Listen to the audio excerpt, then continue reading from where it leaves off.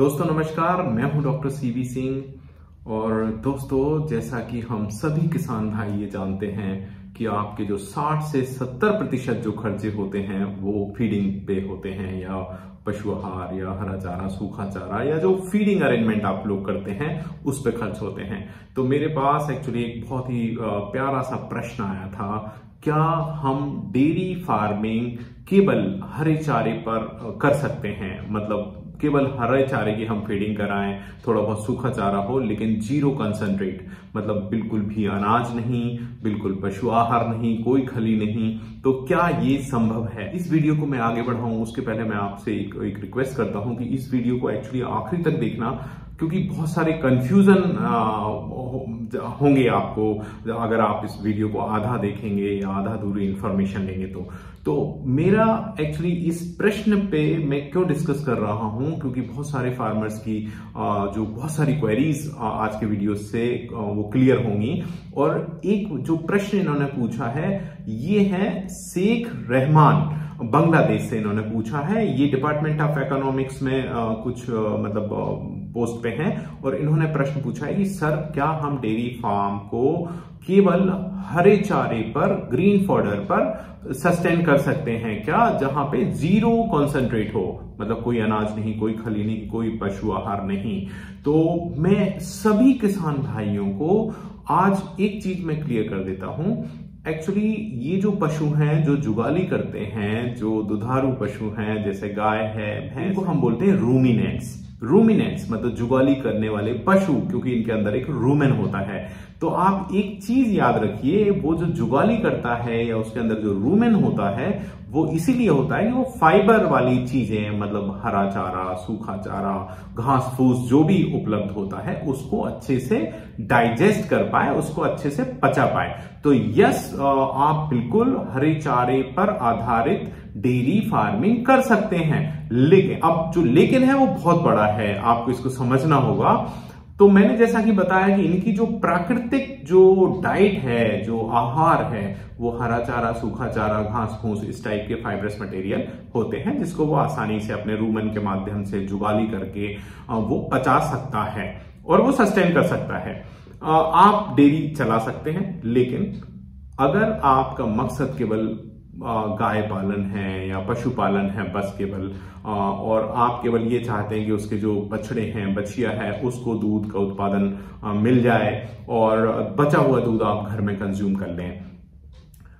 अब बात ये उठती है, अगर आपके पास अभी 5-6 लीटर वाले पशु हैं, 5-6 लीटर तक, 7 लीटर तक आप उसको हरे चारे और सूखे चारे पर सस्टेन कर सकते हैं, क्योंकि ये जो है ये उसकी रिक्वायरमेंट पूरी कर देगा। लगभग 5-6 किलो, 7 किलो तक आप पशु को आप देखेंगे। अगर आप केवल हरा चारा, सूखा चारा जब खिलाएंगे तो दूसरी जो बीमारियां हैं जैसे मेस्टाइटिस है, उसको एसिडोसिस है, या जो लेमनेस है, वो प्रॉब्लम सारी की सारी लगभग वहां से खत्म हो जाएंगी। लगभग, ऑलमोस्ट, मतलब वो खत्म हो जाएंगी।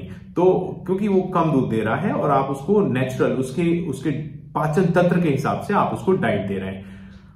लेकिन जब बात हम करते हैं कमर्शियल डेयरी फार्मिंग की, जहां पे आपको उसके बछिया या बछड़ा की जो आवश्यकता है दूध की, उससे कहीं हटके, कहीं ज्यादा, बहुत ज्यादा आपको दूध का उत्पादन की आवश्यकता होती है।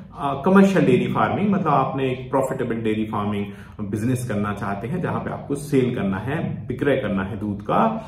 वहां पे देखिए, ये सिंपल सा कंसेप्ट है, जैसे जैसे आप दूध का उत्पादन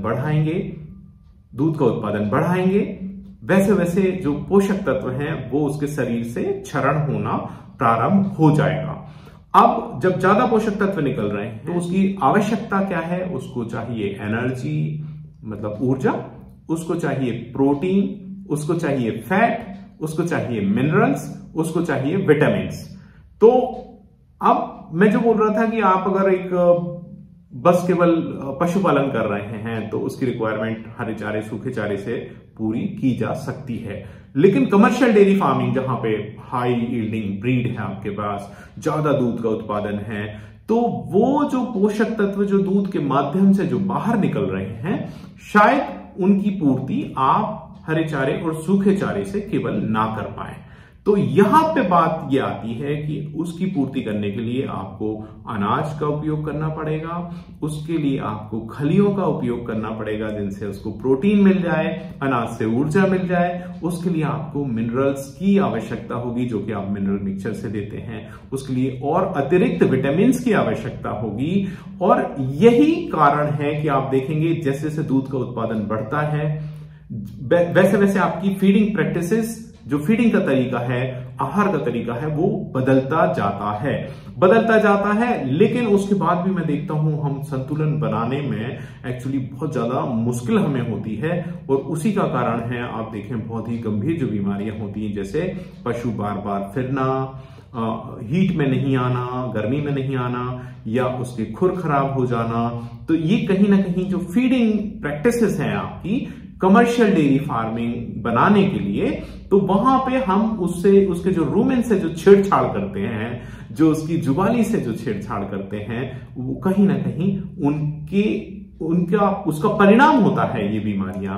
तो हमें अब बात की आ गई, तो मैं कहना क्या चाहता हूं, अगर आप एक बहुत ही कम दूध उत्पादन वाले पशु को रखते हैं तो वहां पे आपको 6-7 किलो तक आप हरे चारे से या साइलेज से आप उसको मेंटेन कर सकते हैं।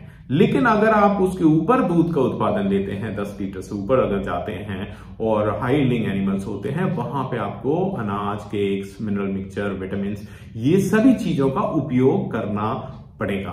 तो ये बहुत क्लियर सी चीज है, आप बिल्कुल इसको समझ लीजिए। जैसे जैसे कमर्शियल होते हैं वैसे वैसे हमारा फीडिंग का तरीका हम अपनाते जाते हैं। वाकई ये सही बात है कि जो अनाज है वो हम लोगों के लिए बने हैं और जो हरा चारा है वो पशुओं के लिए बना है, मतलब जो जुगाली वाले पशु हैं। तो क्योंकि हमारे अंदर रूमेन नहीं होती, हम जुगाली नहीं करते, आपको पता है, हम सभी जानते हैं, हम आसानी से दाने को पचा सकते हैं।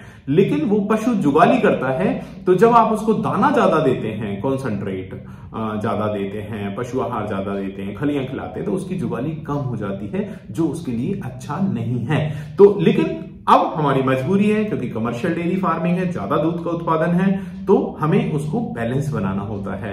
इसलिए आप देखते होंगे मैं रूमेन पे बहुत ज्यादा डिस्कस करता हूं। मेरे ऑलमोस्ट आप देखेंगे हर एक वीडियो में कहीं से न कहीं से जुगाली या रूमेन की बात होती है, ताकि फार्मर्स उसको समझ पाए। उनका कमर्शियल डेयरी फार्मिंग मतलब दूध का उत्पादन तो बढ़े, लेकिन उसकी जुगाली और रूमेन भी बरकरार रहे। बिल्कुल आपको ये उपयोग करना पड़ेगा जो ज्यादा दूध देते हैं, पशु आहार भी, खलियां भी, अनाज भी, लेकिन एक तरीके से आपको उपयोग करना पड़ेगा। उसीलिए हम बोलते हैं TMR का यूज करिए, उसको आप फाइबर से बैलेंस करके दीजिए, ताकि उसका रूमेन का जो माहौल है, जो माइक्रोब्स हैं, वो सभी एक प्रॉपर तरीके से चलें और आपको दूध उत्पादन के साथ साथ उस पशु का जो स्वास्थ्य है वो भी बरकरार रह सके। आने वाले टाइम में डिटेल्ड वीडियो लेकर आने वाला हूं, जिसमें हम प्रॉपर उसके डाइजेशन के बारे में बात करेंगे। अंदर एक्चुअली किस तरीके से आप जब अनाज बढ़ाते हैं या अनाज कम करते हैं, खली बढ़ाते हैं, या आप उसको जब फीडिंग कराते हैं, तो उसका किस तरीके से उसके रूमेन माइक्रोब्स काम करते हैं, किस तरीके से वो डाइजेस्ट करते हैं और किस तरीके से वो मिल्क में कन्वर्ट हो जाते हैं। एक बात को समझिए कि जितनी अच्छी अंडरस्टैंडिंग होगी, जितना अच्छा आप उस पशु को समझ पाएंगे, उतना अच्छा आप डिसीजन ले पाएंगे।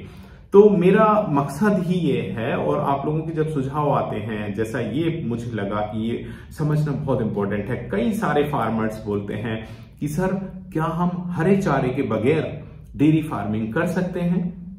मैं फिर बोल रहा हूं, हरे चारे के बगैर केवल कंसंट्रेट पे डेयरी संभव नहीं है। आपको हरा चारा तो उसको देना ही पड़ेगा। यस, ये बात सही है कि केवल हरे चारे पे आप सस्टेन कर सकते हैं, लेकिन हरे चारे के बगैर केवल कंसंट्रेट पे आप जुगाली करने वाले पशुओं को कभी भी लंबे समय तक नहीं रख पाएंगे। दोस्तों, मेरा हमेशा मकसद है कि डेयरी फार्मिंग से रिलेटेड सही सटीक इंफॉर्मेशन आप तक पहुंचती रहे। और अगर आप चाहते हैं कि मैं इस प्रकार के वीडियोस आप तक लेकर आता रहूं तो कमेंट बॉक्स में जाकर अपने सुझाव जरूर लिखिएगा और इस वीडियो को लाइक करिएगा और इस चैनल को सब्सक्राइब जरूर कर लीजिएगा, क्योंकि आप जो हिम्मत हमें देते हैं वही हमारे लिए फ्यूल है, वही ईंधन का काम करता है जिससे हम आगे बढ़ते हैं और आप लोगों के लिए और नई नई इंफॉर्मेशन लेकर आते हैं। जय हिंद दोस्तों।